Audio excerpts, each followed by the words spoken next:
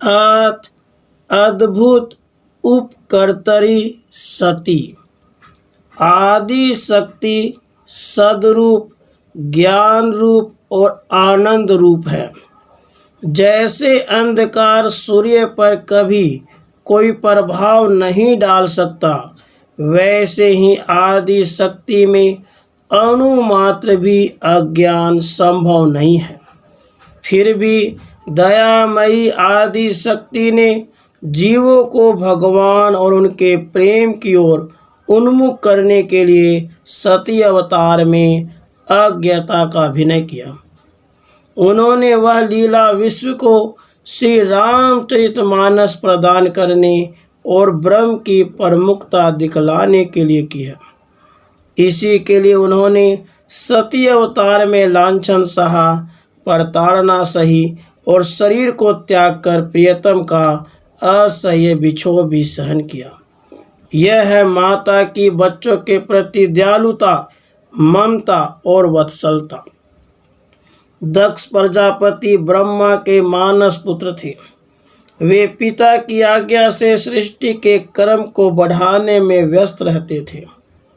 इसी बीच उन्हें पिता की दूसरी आज्ञा मिली कि वे शक्ति के अवतार के लिए तप करें।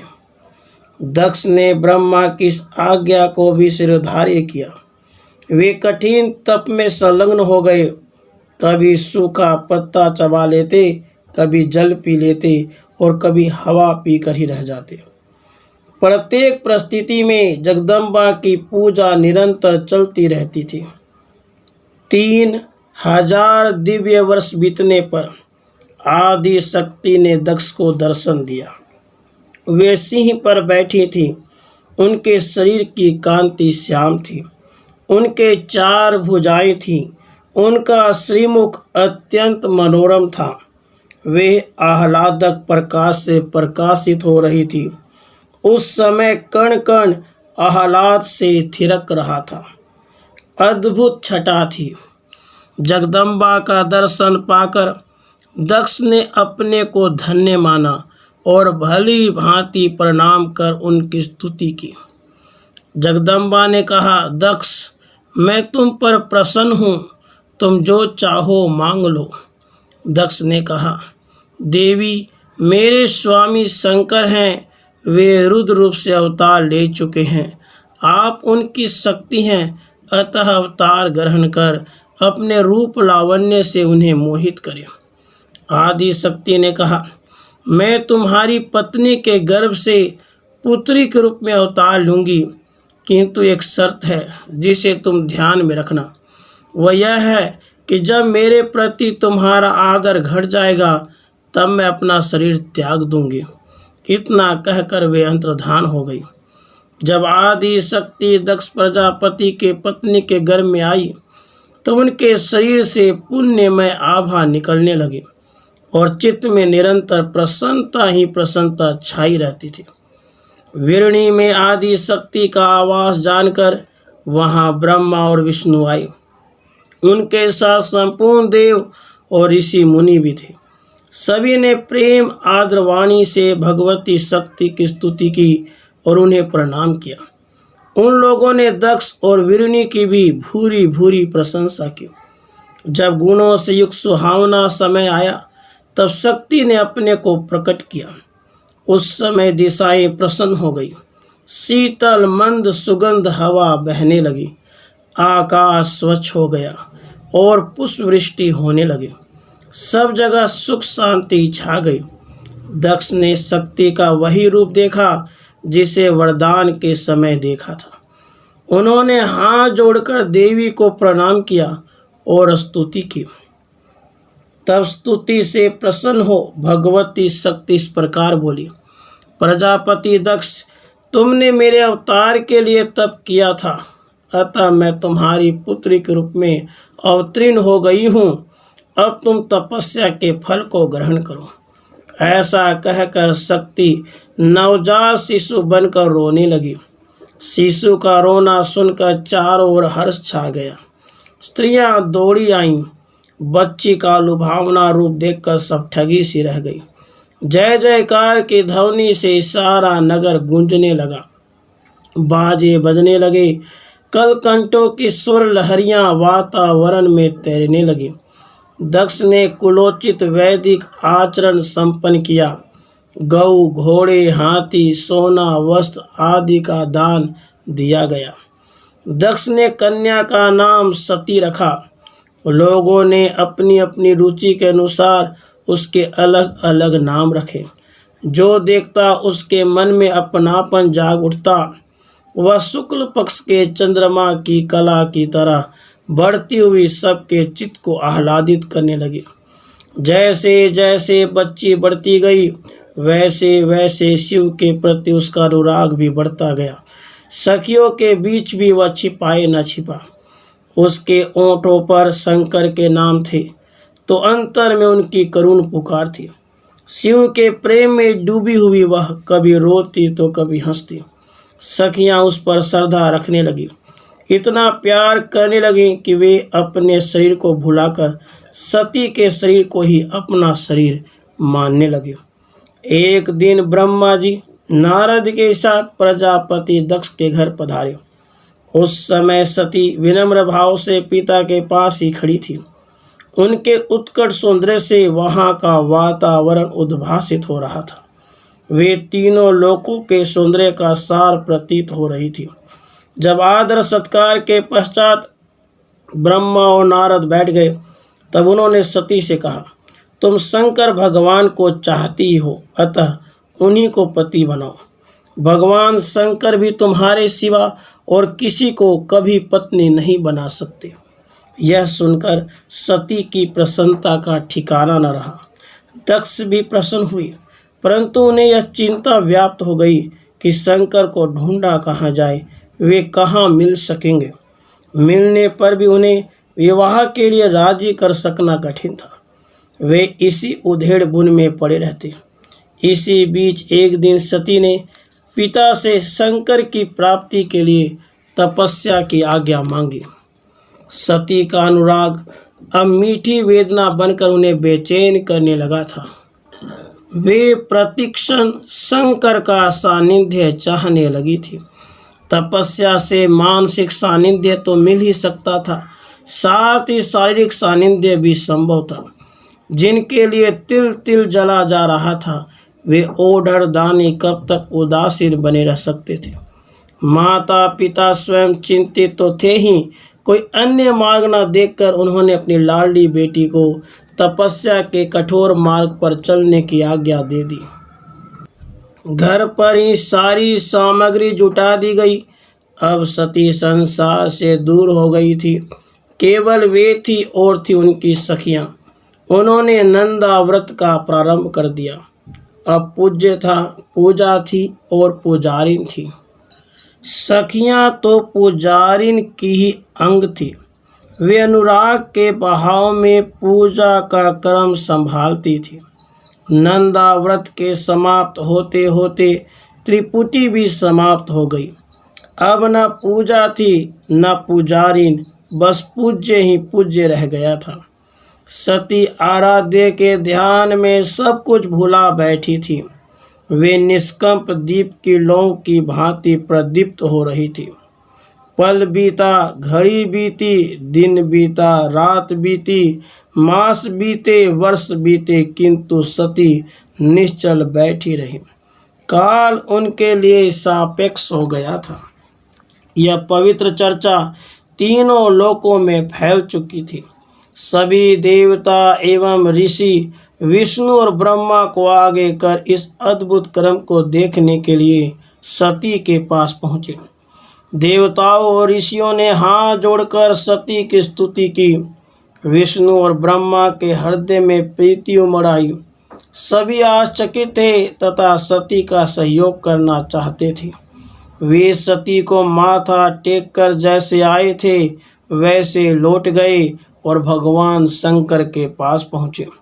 सती ने न तो उनका आना जाना और न जाना जाना। वे वैसे ही निश्चेष्ट बैठी रहीं।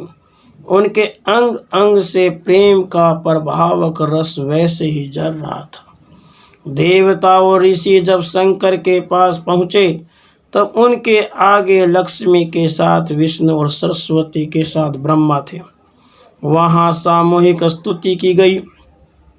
लक्ष्मी और सरस्वती को आगे देख शंकर ने सबको यथोचित सम्मान दिया और आने का कारण पूछा।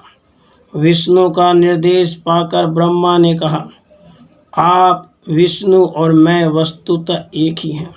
सदाशिव ने कार्य के भेद से हमें 3 रूपों में व्यक्त किया है।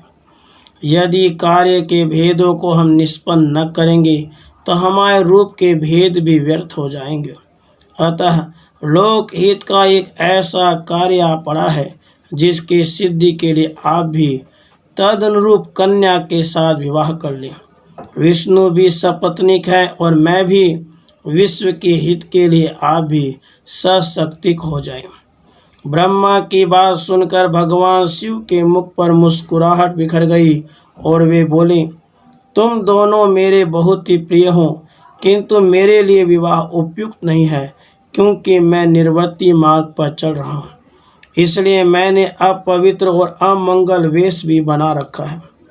ऐसी स्थिति में विवाह कैसे उपयुक्त हो सकता है? फिर भी तुम्हारी बात तो रखनी ही पड़ेगी। इसके लिए मैं कुछ शर्तें रख रहा हूँ, जिससे मेरी आत्मा रामता भी चलती रहे और वैवाहिक जीवन का भी उपभोग हो। पहली शर्त यह है कि कन्या मेरी ही तरह निर्वर्ती मार्ग की पथिक हो, योगिनी हो और आत्मा राम हो, विश्व के हित के कल्याण के लिए विवाह का उपयोग करने वाली हो। दूसरी शर्त यह है, उस कन्या का जब मुझ पर या मेरे वचन पर अविश्वास हो जाएगा तब मैं उसे त्याग दूंगा। शर्तें सुनकर विष्णु और ब्रह्मा को प्रसन्नता हुई, क्योंकि सती इन शर्तों के अनुकूल थी। वे अंतरंगा शक्ति का अवतार थी। बहिरंगा जैसी शक्ति उनका स्पर्श भी नहीं कर सकती थी। सूर्य के सामने अंधकार कभी नहीं आ सकता। तब ब्रह्मा ने बतलाया कि उनकी शर्त के अनुकूल कन्या उन्होंने खोज रखी है। परब्रह्म की पराशक्ति उमा का सती के रूप में अवतार हो गया है और वे आपके साथ विवाह करने के लिए घोर तप कर रही हैं। अब आवश्यकता यह है कि आप उन्हें वरदान दिलाएं, क्योंकि तप पराकाष्ठा पर पहुंच चुका है। शंकर से आश्वासन पाकर सभी लोग प्रसन्नता के साथ अपने अपने लोक में पधारे। भगवान शंकर ने सती को प्रत्यक्ष दर्शन दिया। वे अपने इष्टदेव को सामने पाकर प्रेम से विह्वल हो गई। सती ने अनुभव किया कि उनमें सैकड़ों चंद्रमाओं से बढ़कर आह्लाद कथा और करोड़ों कामदाओं से बढ़कर सुंदरता है। भगवान ने वर मांगने को कहा, किंतु लज्जा ने उन्हें बोलने न दिया।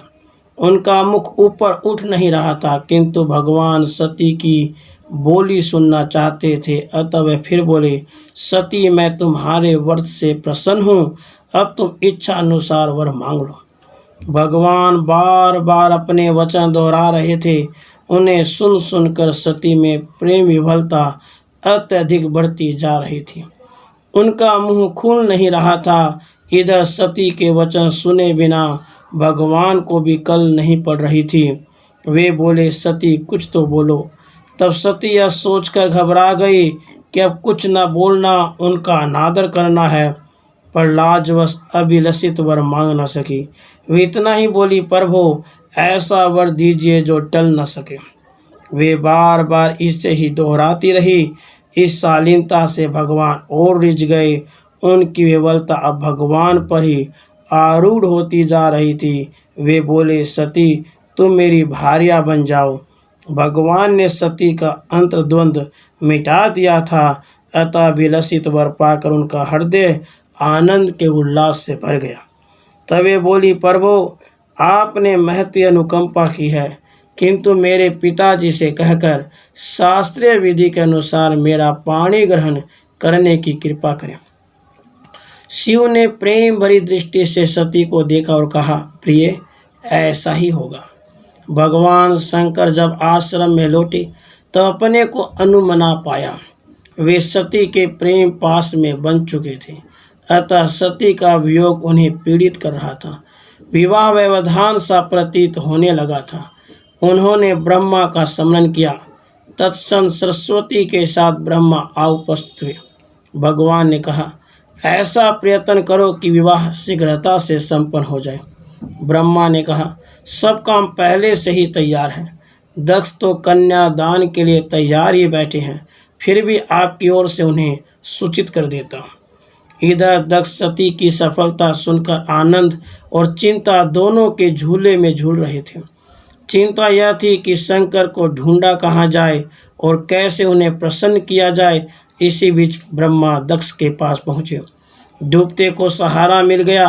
ब्रह्मा ने बतलाया कि जिस तरह सती शंकर की आराधना कर रही थी, वैसे ही शंकर भी सती की आराधना करते रहे हैं, इसलिए शीघ्र ही विवाह का शुभ कार्य संपन्न कर लिया जाए। चैत्र मास के शुक्ल पक्ष की त्रयोदशी रविवार को पूर्वा फाल्गुनी नक्षत्र में विष्णु, ब्रह्मा, इंद्र एवं समस्त देवताओं तथा ऋषियों के साथ भगवान शंकर ने विवाह के लिए यात्रा की। उस समय भगवान शंकर की इच्छा से वृषभ, व्याघ्र, सर्प आदि तरह तरह के अलंकार बन गए। उनकी छटा निराली थी। देवताओं और परमत गणों ने रास्ते में उत्सवों का तांता लगा दिया। प्रजापति दक्ष ने उत्साह और हर्ष के साथ बारात की आगवानी की। स्वयं ब्रह्मा ने विवाह कराया। जब दक्ष ने सती का हाथ भगवान के हाथ में दिया तो सारा वातावरण उत्फुल्ल हो गया। नृत्य और गीतों की अटूट परंपरा चल पड़ी। आनंद ही आनंद बरसने लगा। सारा विश्व मंगल का निकेतन बन गया। विदाई के समय दक्ष ने विनम्र होकर भगवान की स्तुति की। सती के साथ शंकर की शोभा देखकर लोग ठगे से रह गए। कैलाश लौटकर भगवान शंकर ने बारातियों को सम्मान के साथ विदा किया। अब तक शक्ति अलग थी और शक्तिमान भी। माता सती का लोक कल्याण के लिए ही अवतार हुआ था। दाम्पत्य जीवन का आदर्श प्रस्तुत कर उन्होंने ज्ञान विज्ञान से विश्व को आलोकित करना चाहा। एक दिन सती बोली, अब मैं परम तत्व का ज्ञान प्राप्त करना चाहती हूँ, अतः आप जिससे जीव का परम हित हो वह बतलाइए। भगवान शंकर ने ज्ञान विज्ञान नवधा भक्ति भक्त की महिमा आदि विषयों का प्रतिपादन किया। इस तरह सती ने तंत्र मंत्र योग आदि साधनों को जीवों के लिए सुलभ करा दिया, किंतु उनके अवतार का मुख्य उद्देश्य भी पूरा नहीं हुआ था। उन दिनों सती के पिता दक्ष तथा भृगु आदि महर्षि याग को ही प्रमुख स्थान देते थे। याग वैदिक कर्म है अतः आवश्यक है। इसी तरह ज्ञान कांड भी वैदिक है अतः वह भी आवश्यक है। प्रवृत्ति मार्ग और निवृत्ति मार्ग दोनों वेदोक्त हैं। अधिकार विशेष से दोनों आवश्यक हैं। वर्ण धर्म में दोनों की उपयोगिता है, पर प्रवृत्ति मार्ग को ही मार्ग मानना और निवृत्ति मार्ग पर रोक लगाना बुरा है। दक्ष आदि एक देशी विचार के हो गए थे। वे वेद के दूसरे अंगों पर कुठाराघात कर रहे थे। नारद ने उनके कुछ अधिकारी पुत्रों को निवृत्ति मार्ग पर लगा दिया था। दक्ष इस बात को सहन न कर सके और उन्होंने देवर्षि को शाप तक दे डाला। सबसे बड़ी बात थी भगवत प्रेम की उपेक्षा। भगवान प्रेम स्वरूप है और इसी प्रेम के लिए वे सृष्टि की रचना करते हैं, सगुण बनते हैं, अवतार लेते हैं। इस तथ्य को समझाने के लिए सती का अवतार हुआ था। आत्मदान देकर और दूसरा जन्म धारण कर उन्होंने यह प्रकाश हमें दिया। धन्य है उनकी दयालुता। वे इसके लिए इतना अज्ञ बन गई। उन्होंने जड़ता का इतने नीचे स्तर का अभिनय किया जो कोई करुणामयी माँ ही कर सकती है। शिव पुराण में वह घटना इस प्रकार है। भगवान शंकर सती के साथ देशाटन कर रहे थे। विश्व के हित के लिए सती के प्रश्न और शंकर भगवान के द्वारा उनका उत्तर सतत चल रहा था। दंडकारण्य पहुँचने पर एक नया दृश्य सामने आया। रावण द्वारा हरी गई सीता के वियोग में भगवान राम शोक विह्वल हो गए थे। उनकी आंखों से आंसू की अजस्त्र धाराएं बह रही थी। वे पेड़ पौधों से सीता का पता पूछ रहे थे। लक्ष्मण भी श्री राम के दुख में साथ दे रहे थे। दोनों ही शोक की मूर्ति बने हुए थे। भगवान शंकर ने जब श्री राम को देखा तो उनके हृदय में इतना आनंद उमड़ा कि वह रो के रुक न रहा था। उनकी आंखों में प्रेम अश्रु भर आए थे, रोम रोम पुलकित हो उठा था, चाल डगमगा रही थी। उन्होंने सच्चिदानंद की जय हो कहकर श्री राम को प्रणाम किया, किंतु अन अवसर जानकर जान पहचान नहीं की और दूसरी ओर चल दिए। श्री राम के दर्शन का आनंद अब भी उमड़ता ही जा रहा था। आदि शक्ति का स्वरूप ही ज्ञान है, फिर उनमें अज्ञान कैसे आ सकता है। पर उन्होंने हम जीवों पर दया कर हमारी जैसी अज्ञता का अभिनय किया। उधर आनंद रूप श्री राम शोक का अनुभव कर रहे थे, तो उधर हमारी चरित नायिका ज्ञान रूपा होकर अज्ञान का अभिनय करने लगी। वैसी यज्ञ बन गई जैसे कोई निकृष्ट जीव हो। उन्होंने घोर संशयालु बनकर पूछा, नाथ, आप तो सबके लिए प्रणम्य हैं, सबसे ऊंचे हैं, पूर्ण पर ब्रह्म हैं, फिर आपने इस मनुष्य को प्रणाम क्यों किया और इसे सच्चिदानंद कैसे कहा? सेव्य सेवक को प्रणाम करे यह उचित नहीं।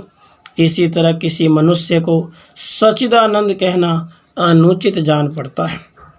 भगवान शंकर ने कहा, देवी, ये दोनों दशरथ के पुत्र हैं। छोटे का नाम लक्ष्मण और श्याम रंग वाले भाई का नाम श्री राम है। ये साक्षात परब्रह्म के अवतार हैं। उपद्रव इनसे दूर रहते हैं, ये केवल लीला कर रहे हैं। हम लोगों के कल्याण के लिए इनका अवतार हुआ है।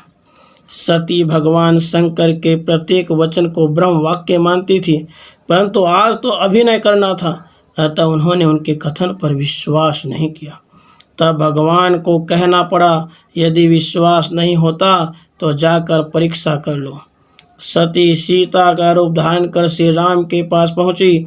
उन्हें देखते ही श्री राम ने प्रणाम किया और पूछा, सती जी, इस समय शिव जी कहाँ हैं? आप अकेली इस वन में कैसे घूम रही हैं?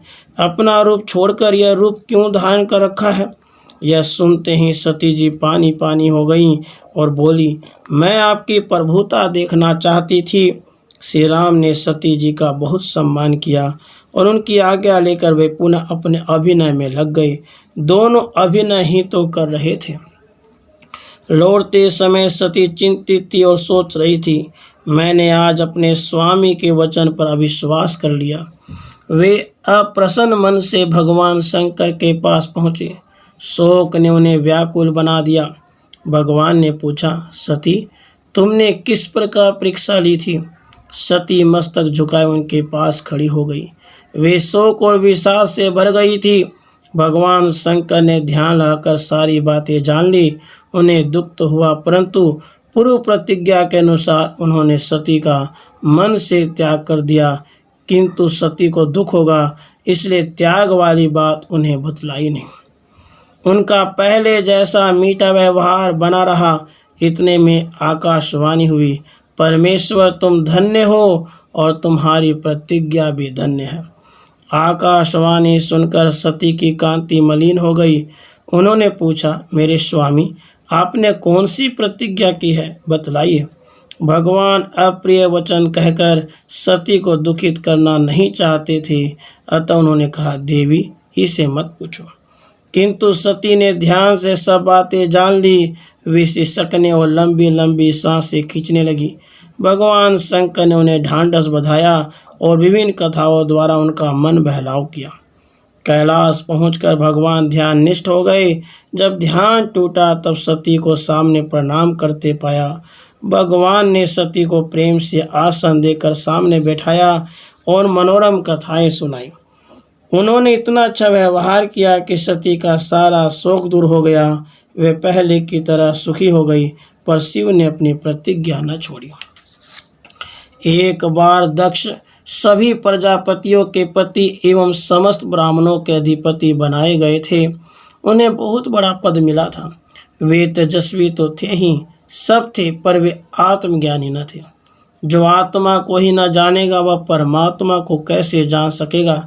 फलतः वे घोर अहंकारी बन गए थे। एक बार मुनियों ने प्रयाग में महान यज्ञ किया था। इसमें ब्रह्मा जी भी उपस्थित थे। भगवान शिव भी यहाँ पहुँचे। उनके साथ सती भी थी। ब्रह्मा आदि ने उठकर उन्हें प्रणाम किया और उनकी स्तुति की। भगवान शंकर का दर्शन पाकर सब लोगों ने अपने को धन्य माना। वहाँ प्रजापतियों के प्रति दक्ष भी आ पहुँचे। सब ने उठकर उनका अभ्युत्थान किया। वे ब्रह्मा को प्रणाम कर बैठ गए, किंतु शंकर को देखकर क्रूरता से भर गए। अभिमान के कारण उनकी बुद्धि मारी गई थी। अपनी कन्या के विवाह के अवसर पर उन्होंने भगवान शंकर को प्रणाम किया था, स्तुति की थी, अपना प्रभु माना था, किंतु अहंकारवश वे इस पुरानी बातें भूल गए। उन्होंने भगवान शंकर को बहुत ही भला बुरा कहा और साप तक दे डाला कि आज से तुम देवताओं के साथ भाग नहीं पाओगे। भृगु आदि कुछ महर्षि जो ब्रह्मा के स्थान पर कर्म कांड के निमित्त बैठाए गए थे, दक्ष की हाँ में हाँ मिलाकर भगवान शंकर की निंदा करने लगे। इधर नंदी का क्रोध अपने स्वामी के अपमान से भड़क उठा। उन्होंने भी शाप देते हुए कहा कि दक्ष, तुम्हारा सिर नष्ट हो जाए, कर्म भ्रष्ट हो जाए, तुम बकरे का मुख प्राप्त करो। इस घटना के बाद दक्ष शंकर के कट्टर द्रोही हो गए। वे शिव के विरुद्ध सदा रोष में भरे रहते थे। एक बार दक्ष ने यज्ञ किया। उसमें विश्वकर्मा ने अत्यंत दीप्तिमान, विशाल और बहुमूल्य भवन बनाया था। यह यज्ञ कनखल में हुआ था। सभी देवता ऋषि मुनि वहां आए थे। सभी बुलाए गए थे, किंतु दक्ष ने भगवान शंकर को नहीं बुलाया था। श्रीमद् भागवत कल्प में विष्णु और ब्रह्मा बुलाने पर भी नहीं गए थे, क्योंकि वे दोनों उसकी दुर्बुद्धि का असहयोग कर रहे थे। महान शिव भक्त दधीच ने जब देखा इस यज्ञ में भगवान शंकर उपस्थित नहीं है, तब उन्होंने पूछा, यहाँ भगवान शंकर क्यों नहीं आए हैं? शास्त्र का कहना है, सभी मंगल कार्य भगवान शंकर के कृपा दृष्टि से ही संपन्न होते हैं। जिनके स्वीकार करने पर अमंगल भी मंगल हो जाता है, उनका पदार्पण इस यज्ञ में आवश्यक है। आदि शक्ति सती भी यहाँ नहीं दिखती, उन्हें भी साथ ही बुलाना चाहिए। यदि ये नहीं आए तो यज्ञ कैसे पूरा होगा? यह सुनकर दक्ष ने भगवान शंकर के संबंध में कुत्सित शब्दों का प्रयोग करते हुए कहा, ब्रह्मा के कहने से मैंने अपनी कन्या उसे दी, नहीं तो उस अकुलीन माता पिता से रहित भूत प्रेतों के स्वामी, अभिमानी और कपाली को कौन पूछता? वह यज्ञ कर्म के अयोग्य है, इसलिए उसे नहीं बुलाया और आगे भी नहीं बुलाएंगे। अतः दधीच जी, आप फिर कभी ऐसी बात न कहिएगा। आप लोग इस यज्ञ को सफल बनाएं। दधीच ने कहा, दक्ष, शिव के बिना यह यज्ञ ही अयज्ञ हो गया। तुम चेत जाओ, नहीं तो इससे तुम्हारा विनाश हो जाएगा। ऐसा कहकर वे अकेले ही यज्ञशाला से बाहर निकल गए। भगवान शंकर के तत्व को जानने वाले अन्य लोग भी धीरे धीरे यज्ञशाला से खिसक गए। दक्ष ने उनका उपहास किया और कहा, अच्छा हुआ ये लोग चले गए, मैं इन बृहस्पतियों को अपने यज्ञ में चाहता ही नहीं था। सती प्रिय सखियों के साथ गंधमादन पर्वत पर धारागृह में स्नान कर रही थी। उन्होंने चंद्रमा को रोहिणी के साथ कहीं जाते देखा। तब उन्होंने विजया से पूछवाया कि वे लोग कहाँ जा रहे हैं। चंद्रमा ने विजया को आदर के साथ बताया कि वे दक्ष के यज्ञ में जा रहे हैं। सती को विजया के मुख से अपने पिता के यहाँ होते हुए यज्ञ का समाचार सुनकर बहुत विस्मय हुआ। वे सोचने लगी, अपने यहाँ आमंत्रण क्यों नहीं आया। उन्होंने भगवान शंकर से सब समाचार कह सुनाया और प्रार्थना भी की कि हमें वहाँ चलना चाहिए, क्योंकि संबंधियों का धर्म है वे अपने संबंधियों से मिलते जुलते रहें, इससे परस्पर प्रेम बढ़ता है। भगवान शंकर ने मधुर वाणी से कहा, देवी, तुम्हारे पिता मेरे द्रोही बन गए हैं, अतः वहाँ जाने से संबंध और बिगड़ सकता है। उन्हीं का तरह जो अनात्मज्ञ ऋषि मुनि हैं, वे तुम्हारे पिता के यज्ञ में गए हैं। पिता की दुष्टता सुनकर सती को रोष आया। उन्होंने कहा, जिनके जाने से यज्ञ सफल होता है, उन्हीं आपको मेरे पिता ने नहीं बुलाया है। मैं दुरात्मा पिता और ऋषियों के मनोभावों का पता लगाना चाहती हूँ, मुझे जाने की आज्ञा दें। भगवान ने प्यार से कहा, देवी, यदि तुम्हारी रुचि हो ही गई है तो जाओ, किंतु रानी की तरह सज धज कर जाना। ऐसा कहकर भगवान ने स्वयं सती को आभूषण, छत्र, चामर आदि राज उचित वस्तुएं प्रदान की और 60,000 रुद्रगणों को साथ कर दिया। सती उस स्थान पर जा पहुंची जहां प्रकाश युक्त यज्ञ हो रहा था। वह यज्ञ मंडप आश्चर्यजनक वस्तुओं, देवताओं और ऋषियों से भरा हुआ था। माता एवं बहनों ने तो सती का उचित आदर सत्कार किया, किंतु दक्ष ने कुछ भी आदर नहीं किया, किंतु उपेक्षा की। दक्ष के डर से अन्य किसी ने भी सती का कोई सम्मान नहीं किया। सब लोगों के द्वारा तिरस्कृत होने से वे विस्मित हुई। फिर भी उन्होंने माता पिता के चरणों में मस्तक झुकाया, किंतु वे हृदय से दुखी थी, क्योंकि वहाँ भी देवताओं के भाग तो दिख पड़े, किंतु भगवान शंकर का भाग नहीं दिखाई पड़ा। तब उन्हें रोष हो आया और वे पूछ बैठी, पिताजी, आपने यज्ञ में मंगलकारी भगवान शिव को क्यों नहीं बुलाया, जो स्वयं यज्ञ के अंग, यज्ञ की दक्षिणा और यजमान स्वरूप हैं? उनके बिना यज्ञ की सिद्धि कैसे होगी? क्या आपने भगवान शिव को सामान्य देवता समझ रखा है? इसके बाद उन्होंने यज्ञ में सम्मिलित देवताओं और ऋषियों को फटकारा। वे सभी चुप रह गए। दक्ष ने कहा, तुम यहाँ आई ही क्यों? इस समय यहाँ तुम्हारा कोई काम नहीं है। तुम्हारे पति अमंगल स्वरूप हैं, वेद से बहिष्कृत हैं, वे शास्त्र का अर्थ नहीं जानते, उदंड और दुरात्मा हैं। मैंने ब्रह्मा के बहकावे में आकर मूर्खतावश तुम्हारा विवाह उनके साथ कर दिया था। सती ने कहा, जो महादेव की निंदा करता या सुनता है, वे दोनों नरक में जाते हैं। अतः पिताजी, अब मैं इस शरीर को त्याग दूंगी। जो शिव साक्षात परमेश्वर है, उन्हें कर्मकांडी क्या जानेगा? ये स्वार्थी देवता और कर्मवादी मुनि शिव की निंदा सुनकर भी चुप हैं। इसका फल इन्हें भोगना पड़ेगा। उसके बाद सती शांत हो गई और प्राण वल्लभ पति का स्मरण करने लगी। उन्होंने उत्तर की ओर भूमि पर बैठकर आचमन किया, वस्त्र ओढ़ लिया तथा पति का चिंतन करते हुए प्राणायाम के द्वारा प्राण और अपान को एक में मिलाकर नाभि चक्र में स्थित किया। फिर बुद्धि के साथ हृदय में स्थापित किया। पुनः कंठ स्थित वायु को भ्रकटियों के बीच ले जाकर केवल पति का स्मरण करते हुए चित्त को योग मार्ग में स्थित कर दिया। इस प्रकार योग अग्नि से उनका शरीर जल गया। यह देखकर सब लोग हाहाकार करने लगे। शिव के कुछ पार्षद तो इतने दुखी हुए कि वे अपने ऊपर हथियार चलाकर मर मिटे। उनकी संख्या 20,000 थी। वे सती के दुख से अत्यंत कातर हो गए थे। कुछ रुद्रगण शस्त्र उठाकर दक्ष पर टूट पड़े। यह देखकर भृगु ने रक्ष ओघ्न मंत्र से दक्षिणा अग्नि में आहुति दी। आहुति देते ही हजारों की संख्या में महान बलशाली ऋभु देवता प्रकट हो गए। उन्होंने परमत गणों को मार भगाया। इसी बीच चेतावनी से भरी हुई आकाशवाणी हुई, दुर्बल ज्ञान वाले दक्ष, तुम्हें घमंड हो गया है, जिससे तुम्हारी बुद्धि मोह से ढक गई है। सती आदि शक्ति की अवतार हैं। वे परात्पर शक्ति हैं, सृष्टि स्थिति एवं लय करने वाली परमेश्वरी है। ऐसी सती जिनकी धर्मपत्नी है, उन शंकर को तुमने यज्ञ में भाग नहीं दिया। तुम मूढ़ और कुविचारी हो। तुम्हारा गर्व दूर हो जाएगा। जो तुम्हारी सहायता करेगा वह भी नष्ट हो जाएगा। सभी देवता, नाग और मुनि यज्ञ मंडप से निकल जाएं, नहीं तो सबका विनाश हो जाएगा। उधर भृगु के मंत्र बल से प्रताड़ित परमतगण भगवान शिव के पास पहुँचे। उन्होंने सारी दुर्घटनाएं कह सुनाई। भगवान शंकर ने नारद का स्मरण किया, जिससे वे सत्य समाचार विस्तार पूर्वक सुन सके। नारद से सारी घटनाएं सुनकर रुद्र ने भयानक क्रोध प्रकट किया।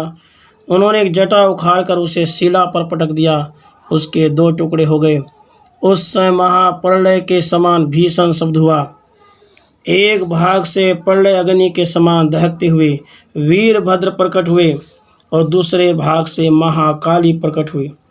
रुद्र के निःश्वास से 100 प्रकार के ज्वर पैदा हुए। सबने भगवान शिव को प्रणाम किया। वीरभद्र को भगवान ने आज्ञा दी कि दक्ष के यज्ञ का विध्वंस कर दो। जो वहाँ ठहरे हुए हैं उन्हें भी भस्म कर डालना। किसी की स्तुति मत सुनना। वीरभद्र जब दक्ष के यज्ञ का विध्वंस करने के लिए प्रस्तुत हुए, तब भगवान शंकर ने करोड़ों गणों को उनके साथ कर दिया। वीरभद्र का रथ बहुत लंबा चौड़ा और ऊंचा था। उसे 10,000 सिंह खींच रहे थे। काली, कात्यायनी आदि शक्तियाँ भी उनके साथ थी। वीरभद्र जब यज्ञ मंडल में पहुँचे, तब अहंकारी देवता इंद्र को आगे कर उनसे भिड़ गए। वीरभद्र ने कुछ ही क्षण में सब देवताओं को भगा दिया। यज्ञ मृग का रूप धारण कर भाग खड़ा हुआ। वीरभद्र ने उसका सिर काट डाला। मणिभद्र ने भृगु को पटककर छाती पर पैर रखकर उनकी दाढ़ी उखाड़ ली। चंड ने पूषा के दांत उखाड़ लिए, क्योंकि शिव के अपमान के समय वे हंसे थे। दक्ष वेदी के भीतर जा छिपे थे। वीरभद्र ने उनका सिर मरोड़कर तोड़ डाला और अग्नि कुंड में डाल दिया। इस तरह दक्ष का यज्ञ विध्वंस कर वीरभद्र सेना के साथ कैलाश लौटे। ब्रह्मा को जब पता चला दक्ष मार डाला गया तब वे बहुत क्षुब्ध हुए। वे चाहते थे कि दक्ष जीवित हो जाए और उसका यज्ञ भी पूरा हो जाए। उस समय भगवान विष्णु ने राय दी कि सभी देवता भगवान शंकर की शरण ग्रहण करें। यदि वे प्रसन्न न होंगे तो प्रलय हो जाएगा। देवताओं ने शंकर की स्तुति की और वे उनके चरणों में लेट गए। भगवान शंकर ने सभी को क्षमा प्रदान किया। इसके बाद तीनों देव दक्ष की यज्ञशाला में आए। वहाँ स्वाहा, सवधा, पूषा, तुष्टि, धृति, ऋषि, पीतर, गंधर्व आदि पड़े हुए थे। स्वामी का आदेश पाकर वीरभद्र दक्ष के मृत शरीर को वहाँ ले आए। यज्ञ निमित्तक बकरे का सिर लेकर भगवान शंकर ने दक्ष के धड़ पर जोड़ दिया और ज्यों ही उनकी ओर कृपा दृष्टि से देखा त्यों ही वे जीवित हो गए। अब दक्ष की बुद्धि स्वस्थ हो गई थी। उन्होंने शिव जी की स्तुति की। इसके बाद इंद्र आदि दिक्पालों ने भी स्तवन किया। इस प्रकार शिव जी की कृपा से उनका यज्ञ पूर्ण हुआ। राधे कृष्ण।